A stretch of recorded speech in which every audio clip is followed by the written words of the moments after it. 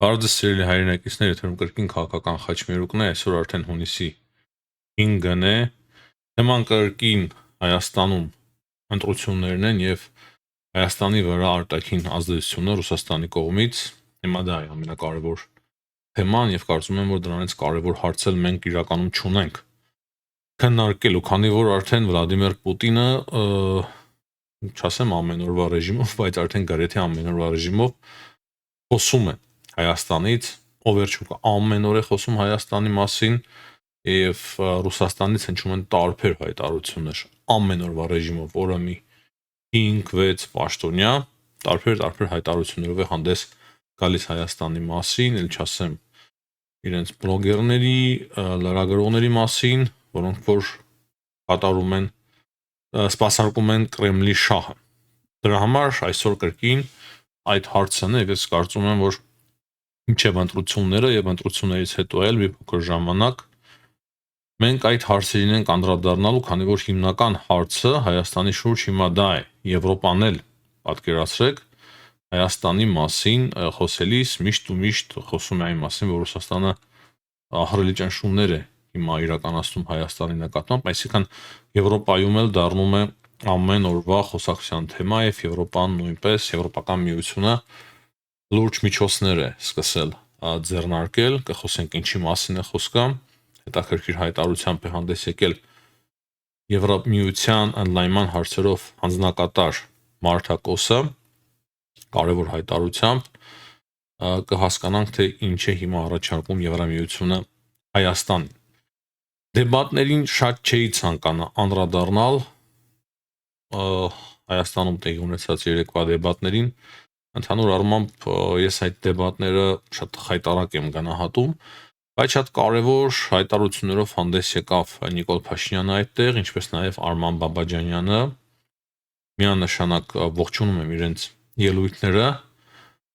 Փաշինյանի այն հայտարարությունը իմ դուրը եկավ, որը որ իրոք իրականությանը համապատասխանում է եւ ես դա զգացել եմ մշտապես։ Լավ է, որ ինքը խոսեց այդ մասին։ Խոսքը գիտեք ինչի մասին է, որ ինքը երբ ասում էր Արցախը Հայաստան է եւ վերջ, ինքը հավատարիմ էր 1988 թվականի շարժմանը, որին որ ինքը մասնակցել է եւ սա է ճշմարտությունը, որ իրոք Փաշինյանը ցանկանում էր, որ Արցախը դառնա Հայաստանի մաս, Արցախը լինի Հայաստանի մաս եւ ինքը նաեւ խոստովանում է այն, որ երբ ինքը զգաց, որ այլ ելք չկա,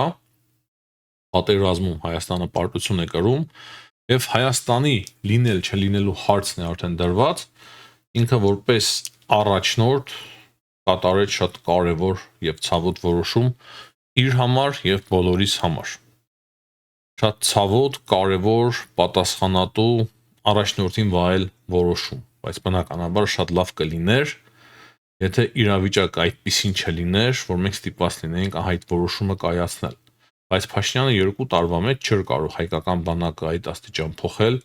հայկական տնտեսությունը, պետական ապարատը, ոչ միայն զենքի խնդիր կար, այլ նաև բանակում շատ լուրջ խնդիրներ կային, հրամանատարների կազմում, զինվորականների հետ հարաբերությունների, հրամանների պատրաստվածության դուք ինձանից լավ գիտեք, սիրելի հայրենակիցներ, եւ շատ լավ է, որ Փաշինյանը ասաց դա, որ ինքը իրոք համարում էր, որ Արցախը Հայաստան է, դրա համար ինքը այդ հայտարարությունը արել էր, հավատարիմ էր 1988 թվականի շարժմանը, որին որ ինքը մասնակցել է, եւ երբ որ տեսավ, որ այլ ելք չկա, ստիպված եղավ այդպիսի ցավոտ որոշումներ կայացնել, որպեսզի Հայաստանը դուրս բերի այդ փակուղուց։ Նաև շատ կարևոր եմ համարում, որ Փաշինյանը խոսեց այն խայտարակ երևույթի մասին, որը որ երկու օր առաջ տեղի ունեցավ Հանրապետության հրապարակում, երբ ուժեղ Հայաստան կուսակցությունը ադրբեջաներենով ինչ որ բան էր միացրել հրապարակում։ Դրա արձանագրումը նույնպես չափազանց կարևոր էր եւ ճիշտ էր։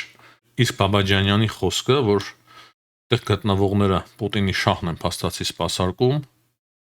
այստեղ գտնվողները համարձակություն չունեն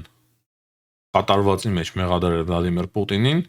իրոք շատ ճիշտ էր եւ տեղին։ Սակայն հիմա խոսենք այն հայտարարություններից, որոնք որ հնչում են կրկին ու կրկին Ռուսաստանից եւ երեք Ռուսաստանի Դաշնության նախագահը երեկոյան հայտարարություններ է արել, որոնք որ կրկին ու կրկին վերաբերվում են Հայաստանին։ Նախքան դա սիրելի հայրենակիցներ հիշեցնեմ անպայման լայքերի մասին, դա չափազանց կարևոր է մեր ալիքի համար։ Երեք մոռացա կոչ անել, ինքս էլ հոգնած էի, այսօր էլ մի փոքր հոգնած եմ ճիշտ ասած, դուք նկատում եք, ես տեսնում եմ, որ մեկնաբանությունների մեջ ամեն ինչ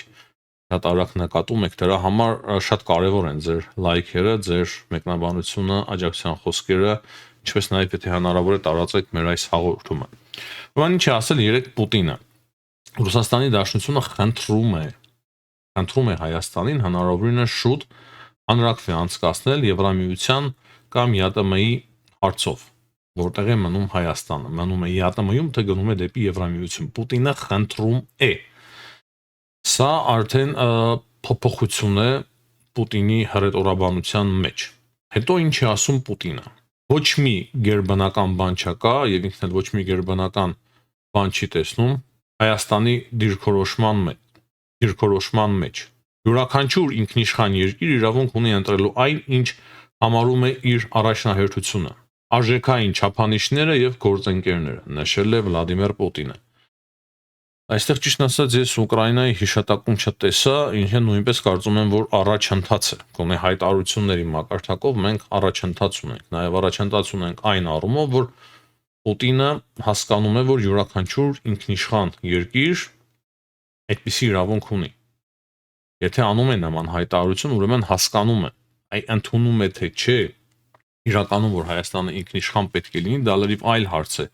Բայց եթե իլուր աշխարհի հայտարարում է, որ յուրաքանչյուր ինքնիշխան երկիր նման իրավունք ունի եւ իրավունք ունի նաեւ իր արժեքային համակարգը ընտրելու, սա նշանակում է, որ Պուտինը adekvat է իր վարքի մեջ, իր արտաքին քաղաքականության մեջ արդեն adekvatություն չկա, բայց այս հայտարարությունները, ես սիրում եմ անկեղծ խոսել, արդեն առաջընթաց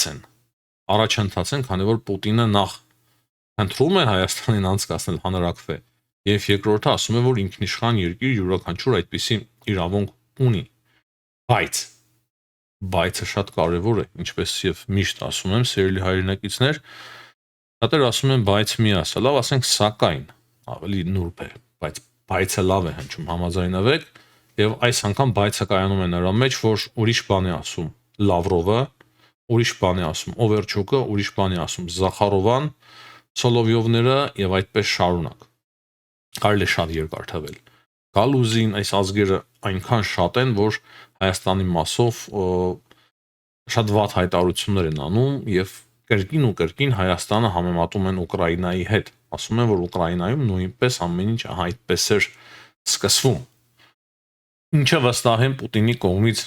վերից իջեցված հրահանգ է, որ իրենք այդպես խոսեն։ Լավրովի հայտարարությունը նման է Պուտինի հայտարարության։ Լավրովը ասում է, որ Հայաստանը ընտրության առաջ է։ Տեսեք, ասում է ընտրության առաջ է եւ սա եւս միջամտություն է Հայաստանի ներքին գործերին ընտրություններից առաջ։ Կամ Եվրամիություն, կամ ԵԱՏՄ, ինչպես ասում է մեր նախագահ Վլադիմիր Պուտին։ Ասում է մենք կհարկենք Հայաստանի յուրաքանչյուր ընտրություն, բայց թող ընտրությունը կատարվի։ Հետո շատ խուժանական սուտի գողականախառը այդպես ձևերով Լավրովը ասում է, որ Հայաստանը խոսքերը փոխում է, Հայաստանը իր դիրքորոշումը փոխում է, պետք է պատասխան տա իր խոսքերին, ինչ որ նման հայտարարություններ է անում, որ Հայաստանը փոխում է իր դիրքորոշումը, իր խոսքերը։ Ստալինից լավ բան չէին կարողանա սովորել, դա միանշանակ է եւ դրա համար արդեն երբ որ իրենց քաղաքական հայտարարությունների հնարավորությունները նվազում են, սկսում են այդպիսի հայտարարություններով հանդես գալ, որ Հայաստանը չի պահում խոսքը, Հայաստանը խոսքը փոխում է կամ ինչ որ նման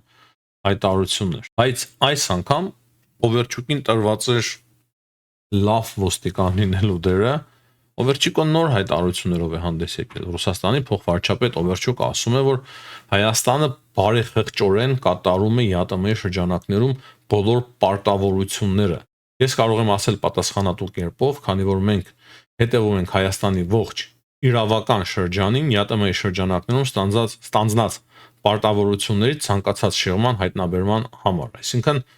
ասում եմ մենք շատ լուրջ ձևով հետևում ենք, բայց չենք տեսնում, որ Հայաստանը ինչ-որ խախտումներ է անում ԵԱՏՄ-ի մասով եւ բարեխղճորեն կատարում է ԵԱՏՄ-ում ստանձնած իր պարտավորությունները, բա ինչ եք ուզում։ Բայց կարևոր է այստեղ նշել մեկ բան, որ իմ պատկերացմամբ հենց իրենք են անբարեխղճորեն վարվում ԵԱՏՄ-ի կանոնակարգի հետ եւ այն ինչ անում է հիմա Ռուսաստանի Դաշնությունը, դա խախտում է ԵԱՏՄ-ի կանոնները, այսինքն հայկական ապրանքների նկատմամբ այդ էմբարգոն, ինչքան էլ ասում են, որ մենք օրենքի սահմանում ենք անում օրինական է ամեն ինչ, միանշանակ խախտում է ԵԱՏՄ-ի շրջանակներում ձեռք բերված եւ ընդունված բոլորի կողմից պարտավորությունները։ Բայց ինչու է ասում Օվերչուկը, որ Հայաստանը կատարում է բարեխղճորեն եւ Պուտինը մեղմել է իր հռետորաբանությունը, ամենայն հավանականությամբ ինքը տեսավ, որ հիմա Եվրամիությունը շատ լուրջ քայլերի է դիմում Հայաստանի մասով։ Հայկական վարդերը արդեն գնում են Լատվիա, հիմա հայկական մրգերն են գնալու, մյուս ապրանքները նույնպես 50 միլիոն եվրոյի օգնություն է տրամադրելու Եվրամիությունը։ Երեք Ուրսուլա ֆոն դեր Լայենը դրա մասին հայտարարեց։ Դրանից հետո մենք տեսանք արդեն հայտարարությունը Եվրամիության ընդլայնման հարցերով հանձնակատար Մարտակոսի, որ Եվրամիությունը համերաշխություն է հայտնում Հայաստանին Ռուսաստանի կողմից տնտեսական ճնշումների պայմաններում այդ ստեղծված իրավիճակի մասով, այդ ստեղծված իրավիճակի համար եւ Մարտակոսի խոսքերով ինքը անհամբեր սպասում է Եվրամիություն Հայաստան աշխատանքային խմբի մեկնարկին։ Սա շատ կարևոր է, ամենակարևոր նախադասությունը սա է, որ ինքը անհամբեր սպասում է Հայաստանի եւ Եվրամիության միջև աշխատանքային խմբի մեկնարկին, որի վերաբերյալ այսօր համաձայնություն են ձեռք բերել Եվրամիության հանձնակատար Ուրսուլա ֆոն դեր Լայենը եւ Հայաստանի վարչապետ Նիկոլ Փաշինյանը։ Գրել է նա իր X-ում, այսինքն աշխատանքային խումբ է հիմա ձևավորվում, դրա մեկնարկը կլինի շուտով եւ այդ աշխատանքային խումբը ուսումնասիրի այն բոլոր խնդիրները, որոնք որ կապված են հիմա հայկական ապրանքների հետ, Ռուսաստանի կողմից հայտարարված էմբարգոյի եւ ճնշումների հետ, եւ այդ աշխատանքային խումբը որոշելու է թե ինչպես վարվել եւ ինչպես Եվրամիությունը պետք է օգնի Հայաստանին, որպեսզի Հայաստանի գործարարները կարողանան անխոչնդոտ եւ առանց կորուստների իրենց բիզնեսի համար արտահանել իրենց ապրանքը դեպի Եվրամիություն։ Մարտակոսի խոսքերով ֆինանսական աջակցությունը, առևտրային միջոցառումները, Եվրամիության համերաշխությունը կօգնեն մեղմել այս ճնշումը, Ռուսաստանի կողմից իրականացվող ճնշումը Հայաստանի վրա։ Եվ ես համոզված եմ, որ այս միջոցառումները չափազանց կարևոր են եւ կօգնեն Հայաստանին։ Եթե հիշում եք, ես մինչև այս ամենը, մինչև Եվրամիության կողմից որևէ հայտարարություն հնչելը, խոսում էի այդ մասին, որ Եվրամիությունը միանշանակ ձեռք է մեկնել։ Նույնիսկ ամիսներ առաջ հիշում եք, ես խոսում էի այն մասին, որ եթե Ռուսաստանը փակի ապրանքների համար ճանապարհը, ապա Եվրամիությունը միանշանակ լուրջ քայլերի է դիմելու։ Եթե հիշում եք, ես ասում էի այս մասին ու քանի անգամ եմ ասել, մի անգամ էլ չեմ ասել։ Եվ դա շատ տրամաբանական էր, ուղղակի շատ տրամաբանական էր եւ այլ ձև չրել կարող լինել եւ հիմա մենք տեսնում ենք, որ գործնականում այդ ամենը տեղի է ունենում։ Հաջորդ կարևոր հարցը այն է, որը որ ամեն դեպքում կարևոր է, որ մենք քննարկենք եւ ասենք մեր հաղորդման ընթացքում, դա Եվրամիության դա ՄԱԿ-ում Վրաստանի բանաձևն է, որը որ ամեն տարի ներկայացվում է եւ վերջին տարիներս Հայաստանը աջակցում է Վրաստանին այդ բանաձևը վերաբերվում է Վրաստանի օկուպացված տարածքներին, որոնք որ օկուպացվել են Ռուսաստանի կողմից, Օսիայի եւ Աբխազիայի եւ վերաբերվում է կոնկրետ այն հարցին, որ փախստականները իրավունք ունեն վերադառնալ իրենց շրջաններ։ Եվ ահա այստեղ Հայաստանը շատ կարևոր ձևով կողմ է քվեարկել այս ՄԱԿ-ի բանաձևին։ Ադրբեջանը նույնպես կողմ է քվեարկել, բայց մեզ համար բնականաբար շատ ավելի կարևոր է Հայաստանի դիրքորոշումը, որը որ վերջին տարիներս շատ հստակ է դարձել։ Դա իրոք շատ կարևոր է հայ-վրացական հարաբերությունների համար եւ ընդհանուր մեր տարածաշրջանում ճիշտ քաղաքականություն դրսևորելու համար։ Իրանի շուրջ կան որոշ նորություններ, տեղեկություններ, բայց մեծաշուտ շատ բան չկա քննարկելու։ Հետաքրքիր այն է, որ Թրամփը խոստովանել է, որ ինքը պատրաստվում էր ցամաքային գործողություն սկսել Իրանի դեմ եւ փորձել այդ ուրանը դուրս բերել Իրանից, հարստացված ուրանը, բայց իրենք հասկացել են, որ շատ զոհեր կլինեն։ Հիշում եք, ես խոսում էի այդ մասին, որ Թրամփը դիմելու է նման գործողությունների, բայց Թրամփից շատ անգամ շատ բան չես հասկանա։ Հիմա լավ է, որ խոստովանում է, որ նման ծրագիր ուներ։ Դա նաև մեզ է հնարավորություն տալիս, որպեսզի մենք ստուգենք ինքներս մեզ։ Հիշում եք, խոսում էինք այն մասին, որ բազմաթիվ հատուկ ջոկատայիններ գտնվում են Մերձավոր Արևելքում եւ կարող են նման գործողությունների դիմեն։ Ես չեմ ասում, որ վաղը մյուս օրը նման բան տեղի չի ունենա, բայց Թրամփը փաստացի խոստովանեց, որ նման ծրագիր ունեցել է։ Իսկ ես չեմ բացառում, որ նման ծրագիր հիմա էլ ունի Ամերիկայի Միացյալ Նահանգները։ Կարևոր հետաքրքիր հայտարարություններ են եղել թե Ուկրաինայից եւ թե Ռուսաստանից, այստեղ էլ ինչ-որ մի բան փաստացի տեղի է ունենում։ Սա եւս շատ կարևոր է հասկանալ։ Զելենսկին երեք բաց նամակով դիմել է Վլադիմիր Պուտինին, առաջարկել է հանդիպել, որպեսզի դադարեցվի այս պատերազմը, կարգավորվի, խաղաղություն հաստատվի եւ դրանից բացի մենք տեսանք, որ Պուտինն էլ ոչ միայն Հայաստանից է խոսել, այլ նաեւ Ուկրաինայից եւ ինքն էլ ասում է, որ մենք ուզում ենք ավարտել այս պատերազմը եւ մենք ուզում ենք պայմանավորվել Ուկրաինայի հետ, խաղաղ ճանապարհով ենք ուզում լուծել այս հարցը, այսինքն ուզում ենք դադարեցնել, ասում է, հասկանում է Պուտինը, որ ուզում ենք դադարեցնել այս պատերազմը, բայց ուզում ենք գալ այն պայմանավորվածություններին, որոնք որ ձեռք բերվեցին Անկորիջում Պուտինի եւ Թրամփի միջեւ։ Եվ Պուտինը հստակեցնում է իր դիրքորոշումը, մի փոքր հստակեցնում է, քանի որ մանրամասներ մենք չգիտենք, ասում է այն փոխզիջումների մասին, որոնք որ մենք պայմանավորվել ենք Անկորիջում, Ռուսաստանի Դաշնությունը պատրաստ է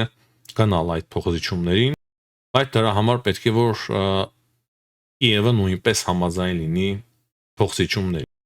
Հիմնականում այսքանը, սիրելի հայրենակիցներ, հաջողություն եմ մաղթում բոլորին, ցտեսություն, կհանդիպենք։